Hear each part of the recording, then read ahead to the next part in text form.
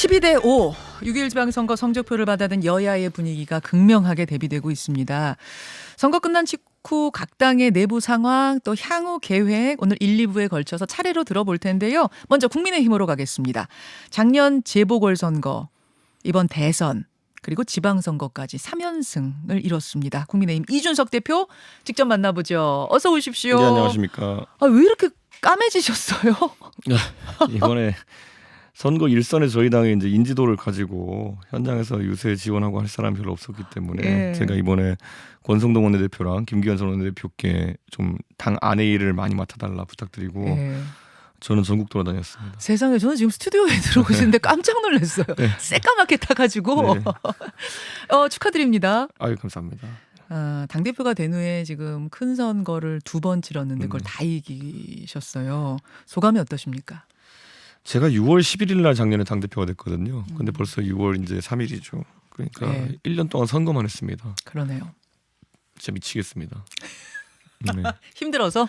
당대표가 되면은 소위 뭐 의전설 몇이고 이런 얘기 하는데 제가 뭐 대접받고자 하는 얘기도 아니고 제가 하고 싶은 일들이 좀 있었거든요. 그러니까 뭐냐면은 결국엔 당 구조 개혁하고 그리고 결국엔 영속적으로 뭔가 남는 걸 만들고 싶었는데 그거도 처음에 좀 하다가 여러분이 보시는 것처럼 뭐 공직 후보자 기초 자격 시험이라든지 대변인 토론 배틀이라든지 일반적인 당대표치고 뭔가 변화를 많이 가져오려고 했다고 생각합니다만은 그래도 그거는 이벤트성에 가까운 것들이고 당 구조 개혁에 대해 가지고는 정말 하고 싶은 게 많아요. 이게 얼마나 근데 어려운 퀘스트냐면요.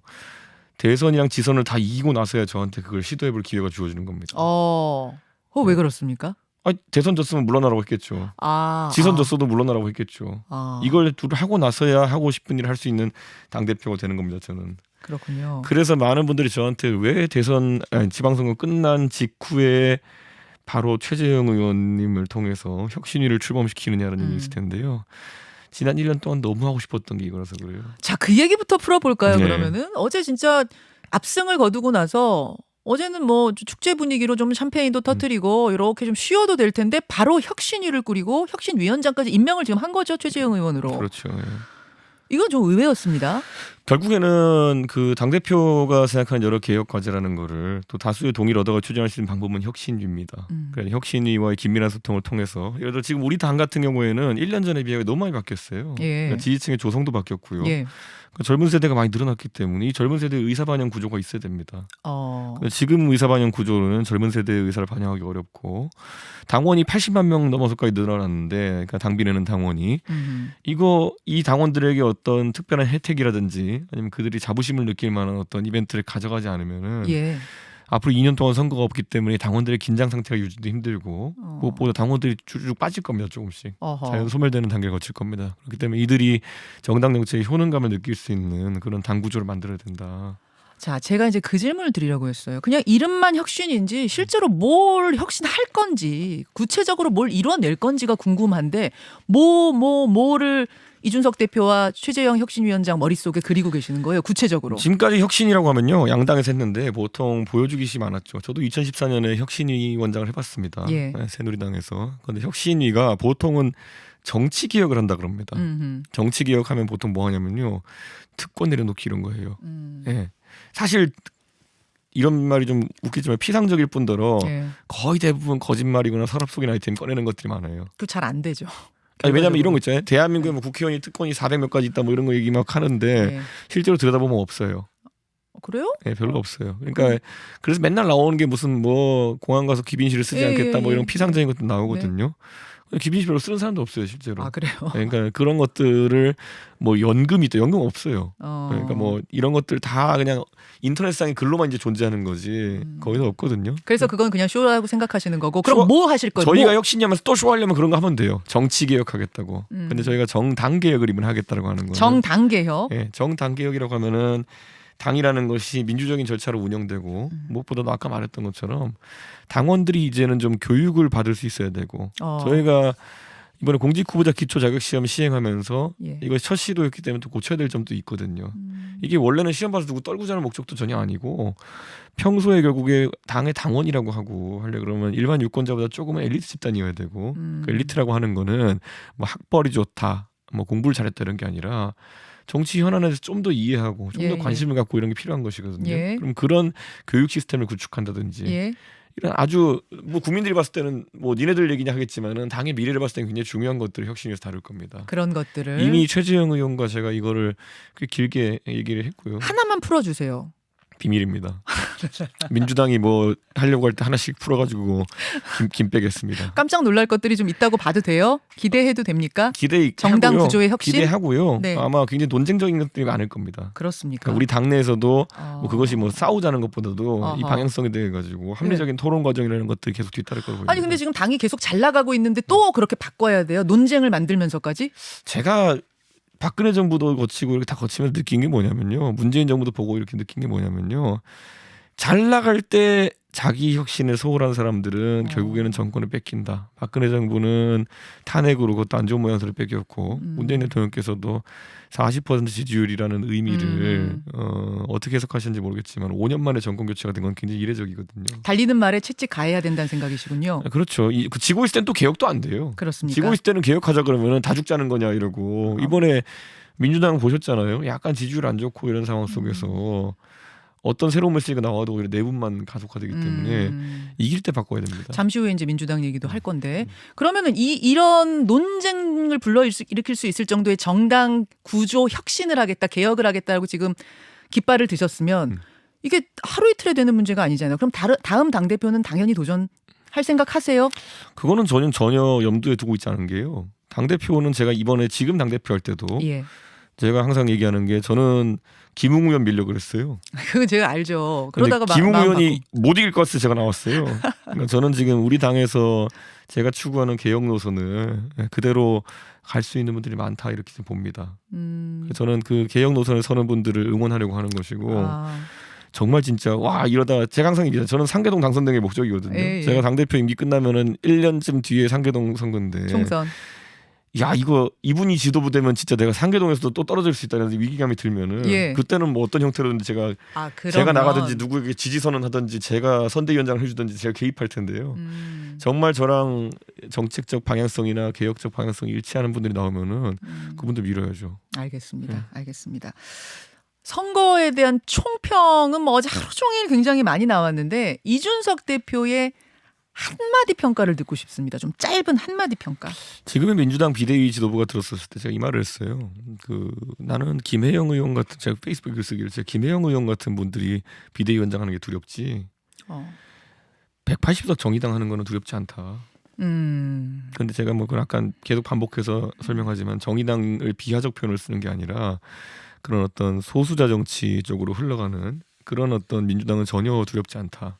그 말씀은 다수 대중의 어떤 의중을 읽지 못한다 그런 의미이신 거예요? 이렇게 말씀드릴게요. 그 선거 기간 중에 제가 지역을 돌면서 네. 공짜 커피 엄청 많이 얻어먹고 다녔습니다. 네. 왜냐하면 저희가 선거 직전에 드러나지 않지만 저희가 여당이 된 직후에 예. 저희가 했던 것 중에 하나가 그 일회용 컵 보증금 그 제도에 대해 가지고 12월까지 유예하는 조치를 저희가 정부 차원에서 저희 여당이랑 협조해가지고 했거든요. 그런데 전국에 지금 코로나 상황이 어렵기도 한데 프랜차이즈 커피 하는 점주님들이 엄청 많습니다. 예. 근데 이분들에 대한 민생 이슈 같은 것을 저희가 바로 다루는 것이 변화된 국민의힘의 모습이라고 한다면은 거꾸로 민주당은 처음부터 끝까지 무슨 뭐 젠더의 성폭력에 뭐 이런 거였거든요. 글쎄요, 저는 그거 젠더 이야기는요. 저한테 무슨 젠더 이야기를 많이 다뤘다는 분들이 있는데 저는 의외로 이력 따져보시면 제가 젠더에 대한 정책을 만든 적이 거의 없어요. 영화부 폐지 만드셨잖아요.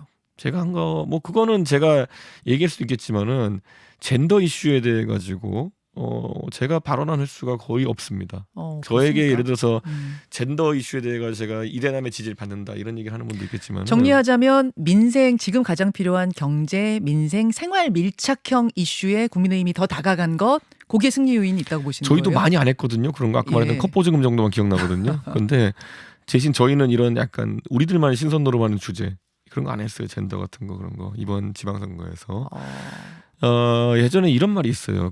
제가 이건 인터넷상에서도 약간 우스갯소리 비슷하게 도는 거였는데 정의당이 예전에 실제 이 젠더 쪽으로 방향 틀고 소수자 정치 하겠다고 마음 먹었을 때 어떤 당원 게시판에 뭐가 돌아다녔냐면요. 이것도 역시나 그분이 적은 글을 그대로 옮기자면요. 야 이놈들아 차라리 종북을 해라 메갈을 하느니 뭐 이렇게 있거든요. 메갈리안. 네, 근데 그게 뭐 메갈이라는 것도 그냥 상징적인 표어로 그러니까 이 젠더 이슈를 다루느니 차라리 종북 이슈를 다뤄라. 그러면 민주당이 박지원 비대위원장이 이제 성비위 징계 뭐 이런 거 갖고서 좀 조금 논란이 내홍이 있었죠. 그 부분도 패착이었다고 보시는 거예요?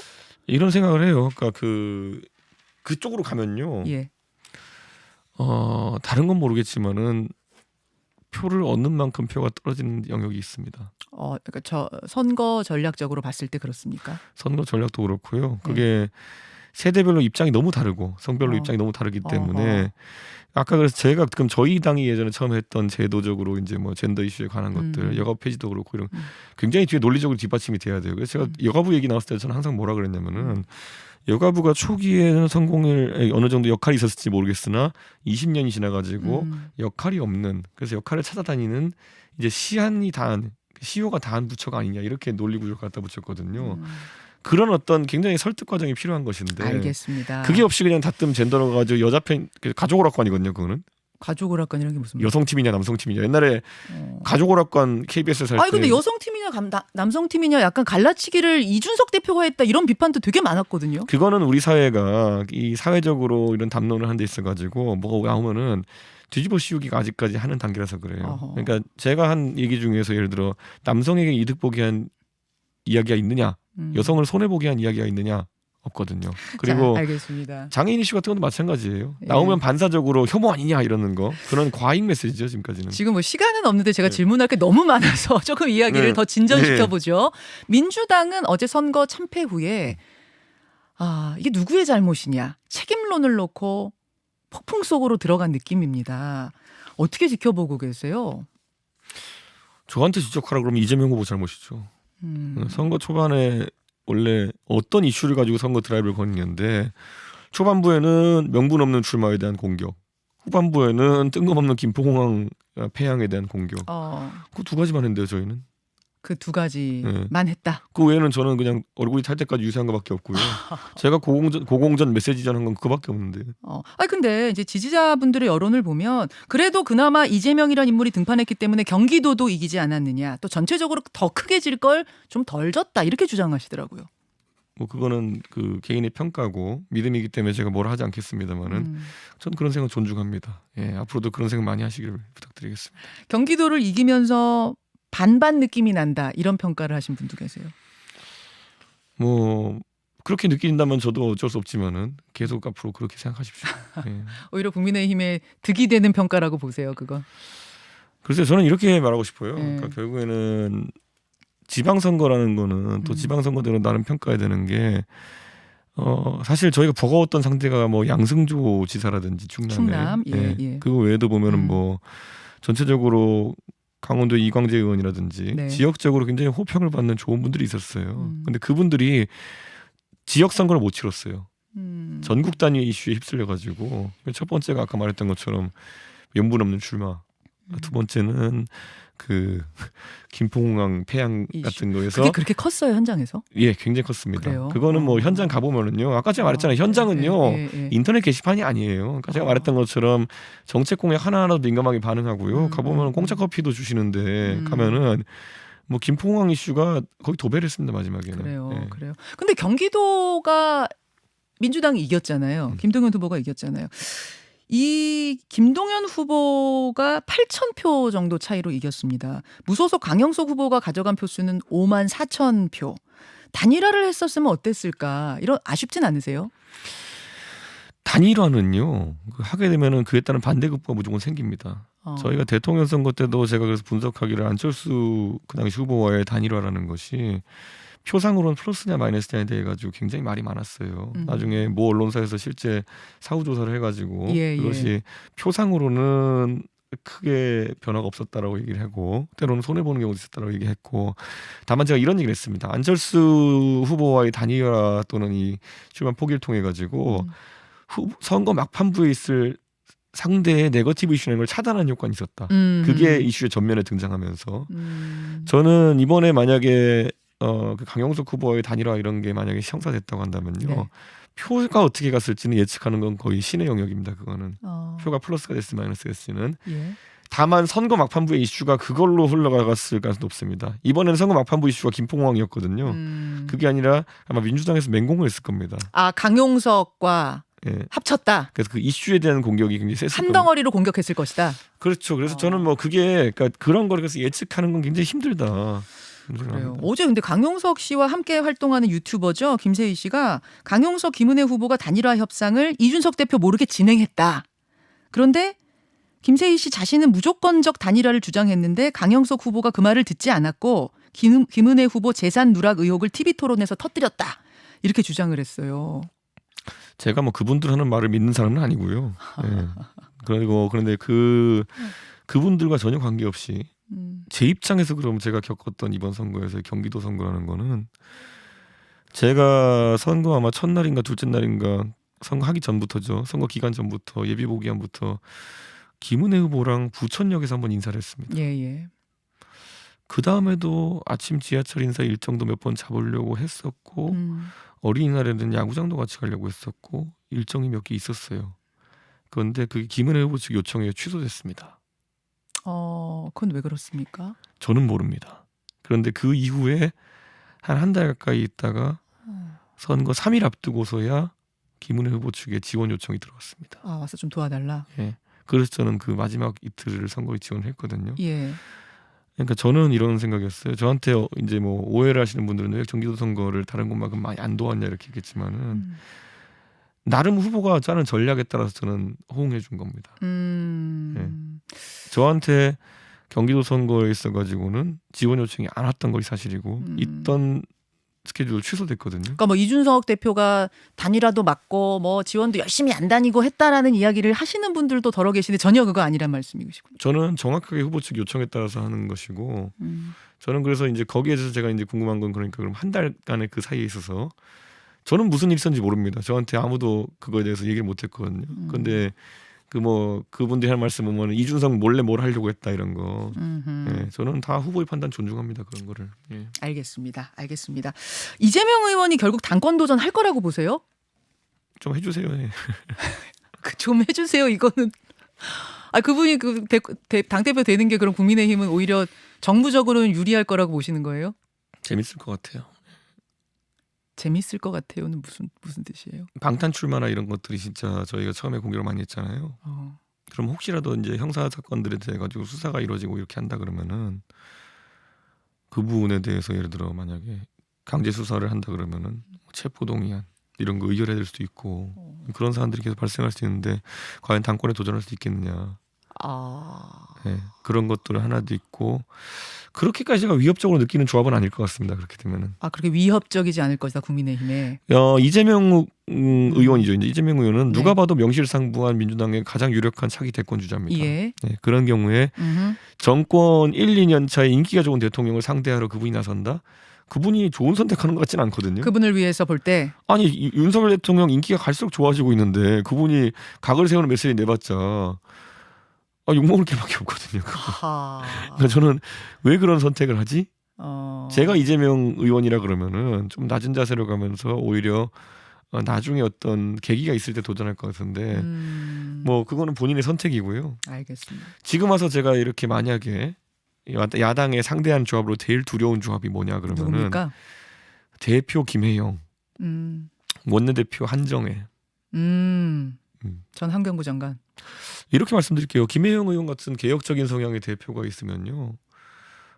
제가 메시지 낼 때 힘들어집니다. 여당 대표는 메시지 내는 게 제약이 되거든요. 근데 김혜영 의원 거침없죠. 메시지 내는 데 있어서. 그리고 훨씬 소구력 있고. 그리고 한정혜 장관 같은 분들 이분 우리 당에서도 싫어하는 사람 별로 없습니다. 그래요? 워낙 원만한 성격을 갖고 계시고 무엇보다도 부드러운 리더십 갖고 계시고 아니면 조정식 의원 같은 분들 그런 분들 합리적인 분으로 소문나 있고 이런 분들이 원내대표로 간다 그러면은 왜냐하면 지금은 박홍근 원내대표께서 이미 전선을 몇 개 만들어 놓으셨어요. 당장 법사위 어쩔 겁니까?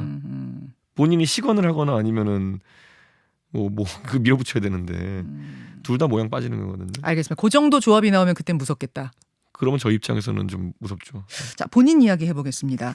아까 당대표 출마에 대해서 이제 의사를 어떻게 할 건지 정리하셨고요. 그 일부 보도에서는 이준석 대표에 대한 당 윤리위 징계 여부에 따라서 전당대회가 앞당겨질 수도 있다. 뭐 이런 전망도 나오고 어떻게 계획하고 전망하세요? 이거 되게 재밌는 게요. 그 지방선거 때부터 저에 대해서 수많은 설을 뒤에서 유포하는 분이 있었어요. 지방선거 때부터? 네, 수많은 설이라고 하면 뭐 지선 끝나면 그만두고 유학을 갈 것이다부터 시작해가지고 누가 그렇게 퍼뜨렸어요? 저는 들은 게 있는데 뭐 말하기는 어렵고 그분의 희망사항에 가까운 것들이 자꾸 이제 나오는 것 같고 윤리라는 것도 그 내부 내용 잘 들여다보시면 지금 소위 말하면 뭐 성 어쩌고 문제 이런 거에 대한 것도 아니고 결국에는 제가 무슨 증거인멸 교사를 했다고 하는 것인데 그걸로 올라가 있는 겁니까 지금? 네, 그건데 애초에 그게 성립을 할 수가 없는 게 아마 앞으로 드러날 겁니다. 성립할 수도 없고 그거야말로 이제 어떻게 그걸 다룰 건지도 저는 약간 의문인 것이 경찰 조사한다고 하고 있고 경찰 저희 김철근 정무실장이 경찰 조사도 받고 왔는데 그러면은 예를 들어 거기서 교사를 제가 했다고 한다 그러면은 저에 대해서 경찰이 추가 조사를 해야 될 텐데 그 교사가 성립하려면 애초에 김철근 정무실장이 잠시만요. 있어야 된다는 건데 지금 중요한 이야기를 하고 계시는데 2부로 넘어갈 시간이 돼서 2부에서 한 5분 정도 괜찮으시겠어요? 알겠습니다. 우크라 얘기도 좀 해야 돼서 2부로 가겠습니다. 국민의힘 이준석 대표와 이야기를 나누던 중에 시간이 다 돼서 2부로 좀 넘어왔는데요. 제가 한 3분 정도만 더 부탁을 드렸습니다. 그러니까 징계위, 윤리위에 이제 회부된 문제에 대한 입장 표명을 하시던 중이었어요. 근데 뭐 어차피 좀 증거인멸 교사를 제가 했다고 하는데 일단 그러면은 성상납 그 문제가 아니라 증거인멸 그러니까 교사로 올라간 거고 그 문제고요. 근데 이제 그 사안에 대해 가지고 저는 그리고 경찰 수사는 아직까지 경찰에서 어떤 것도 연락이 온 게 없어요. 우리 김철근 정무실장만 그 사안에 대해 가지고 그 증거인멸 교사니 하는 부분에 대해 가지고 조사를 한번 받았고. 그러면 증거인멸 교사가 되려면은 김철근 정무실장에 대한 어떤 조사나 수사 이후에 저에 대한 수사나 조사가 있어야 되거든요. 그러면 김철근 정무실장이 뭔가 잘못한 게 먼저 있어야 되거든요. 근데 그 단계부터 지금 뭐 제가 봤을 때는 전혀 진행이 안 되고 있고 윤리도 마찬가지입니다. 저한테 교사라고 얘기하려 그러면은 그 부분을 먼저 확인하고 와야 되는데 그래서 이게 한없이 이제 정치적인 상황으로 가는 거지 이게 무슨 뭐 윤리위라는 것을 통해 가지고 어떤 결론이 난다. 저는 그런 생각 잘 안 합니다. 이게 뭔가 견제 세력이 작동했다거나 그런 것도 깔려 있다고 보세요? 윤리위는요. 그런데 뭔가 이제 들어오면은 약간 자동 판매기 비슷하게 우선 이건 들어갑니다. 절차는. 제가 지금 당장 그냥 아무나 우리 당원 제가 윤리위에 제소해도 그 절차는 시작됩니다. 절차는 무조건 시작되는 것이다. 크게 이게 지금 뭔가 파장을 일으키고 당의 방향을 바꾸고 이럴 사안은 절대 아니라고 보시는 거예요. 근데 이제 뭐 게시를 갑자기 선거 중에 왜 하느냐 이런 것 때문에 의미가 이제 확대 해석되는 거고 이렇게 하는 거겠죠. 근데 뭐 저는 윤리 개최되면 가서 저는 공개 회의하자고 할 겁니다. 윤리위. 공개 회의하자고 할 것이다. 떳떳하고 문제 없다 그 말씀이시죠? 아니 이렇게 보시면 될 것 같아요. 제가 진짜 뭐 그런 거에 대해서 떳떳하지 않고 이런 게 있으면은 소위 말하는 대로 강용석 후보 복당 받아주는 게 제일 편하죠 저한테는. 그때 받아줬으면 제일 편했다. 제가 만약 뭐 속된 말로 꿀리는 게 있으면은 구분 받아주면 제일 편하죠. 그거 왜 안 하겠습니까? 예. 곧 우크라이나로 이제 출국을 하게 되신다고 제가 들었어요. 네. 우크라이나로 가야겠다 생각을 하신 이유, 또 이거 뭐 협의를 안 하고 가는 거냐 하고 가는 거냐, 대통령 특서가 어쩌고 저쩌고 여러 가지 또 이야기들이 있던데 그건 어떻게 되는 건가요? 우크라이나는 지금 여행 금지 구역이에요. 그렇기 때문에 정부의 허가가 없으면 갈 수도 없고요. 제가 우크라이나에 아는 사람이 누가 있겠습니까? 그렇죠. 그럼 외교부와 그 현지 우리 공관과 다 협력을 통해서 일정도 짜고 우리 외교부 인사들이 동행합니다 저랑. 그렇기 때문에 제가 무슨 여행객도 아니고 외교부하고 처음부터 다 협의하신 거예요? 아니, 저희가 뭐 무슨 우크라이나가 무슨 일반 관광지도 아니고 저희가 이렇게 짜는 것 전부 다 정부 측과 협의를 통해서 하는 거기 때문에 여기에 대해서 무슨 정치적 공격한다고 무슨 정 대표가 왜 가냐 이렇게 하시는 분들은 참 그거는 왜 그런지 모르겠습니다. 좀 정치적 공격이 많아지고 있다 이런 느낌 받으세요? 요즘? 저 당대표한 지 1년 내내 공격만 받아왔거든요. 뭐 저주성 발언도 많고 윤석이 당대표는 망할 거다부터 시작해가지고 근데 언제 망한지 모르겠지만 하여튼간 1년 동안은 그래도 선거 2번 이기고 잘 온 것 같습니다. 그래요. 여기까지 오늘 이준석 대표와 함께 선거 뒷이야기들 정리해봤습니다. 이준석 대표님 고맙습니다. 네, 감사합니다. 김현정의 뉴스쇼 2부 잠시 후에는 민주당 홍영표 의원 만나보고요. 말도 준비되어 있습니다. 50원의 단문 100원의 장문 유료 문자 샵 1212 레인보우 유튜브까지 열어놓고 출발합니다. 김현정의 뉴스쇼는 시청자 여러분의 참여를 기다립니다. 구독과 좋아요, 댓글 잊지 않으셨죠? 알림 설정을 해두시면 평일 아침 7시 20분 실시간 라이브도 참여하실 수 있습니다.